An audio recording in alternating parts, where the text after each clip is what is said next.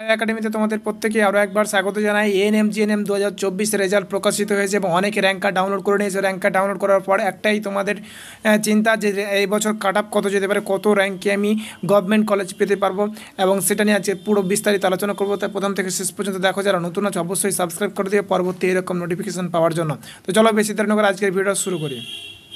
প্রথমে যেটা আলোচনা করব যে ইউআর ক্যাটাগরি, যারা জেনারেল ক্যাটাগরি আছে তাদের কাট আপ কত যেতে পারে 2024-এ। এই বছর 2024-এ কাট আপ যেতে পারে ইউআর ক্যান্ডিডেটের মধ্যে 70 থেকে 72-এর মধ্যে যদি তোমার স্কোর থাকে তাহলে তুমি একটা গভর্নমেন্ট কলেজ পেয়ে যেতে পারো।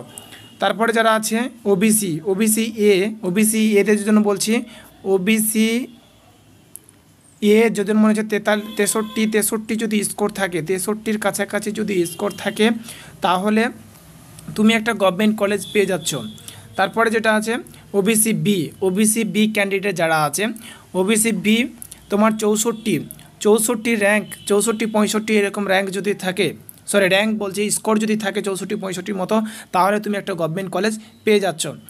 তারপরে যেটা আছে এসসি ক্যান্ডিডেট যারা আছো তাদের স্কোর তোমার 58 থাকলে তুমি একটা গভর্নমেন্ট কলেজ পেয়ে যাবে।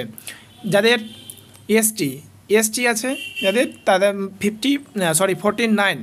49 যদি পেয়ে যাও, 49 যদি মার্ক পেয়ে যাও, তাহলে তুমি একটা গভর্নমেন্ট কলেজে ভর্তি হওয়ার সুযোগ পেয়ে যাচ্ছ। তারপরে যেটা আছে ইডাব্লিউএস ক্যান্ডিডেট যারা আছে, ইডাব্লিউএস ক্যান্ডিডেটের জন্য রয়েছে 54 যদি ইডাব্লিউএস ক্যান্ডিডেট পেয়ে থাকে তাহলে একটা গভর্নমেন্ট কলেজ পেয়ে যাবে। আশা করি তোমাদের র্যাঙ্ক নিয়ে এবং কাট আপ নিয়ে একটা ধারণা হলো যে কত র্যাঙ্কে একটা গভর্নমেন্ট কলেজ পেতে পাবো বা পেতে পারি।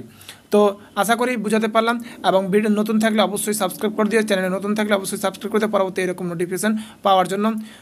দেখা হচ্ছে তোমাদের সাথে পরবর্তী ভিডিও। আজ এই পর্যন্ত, শেষ পর্যন্ত দেখার জন্য অসংখ্য ধন্যবাদ।